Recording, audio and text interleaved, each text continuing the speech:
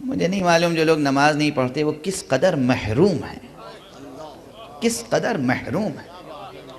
الطاف الہیہ سے محروم، عنایات خداوندی سے محروم، مقامات قرب الہی سے محروم، راہ ولایت سے محروم، برکات ولایت سے محروم، کیا محرومی کی زندگی بسر کرتے ہیں۔ معلوم ہے نماز میں کتنی لذت ہے، لذت کتنی ہے۔ کسی کو کسی سے محبت ہو تو اس کے ذکر میں کتنا مزہ ملتا ہے، ذکر کوئی دوسرا کر رہا ہو تو سن کے اچھا معلوم ہوتا ہے، اور خود کر رہا ہو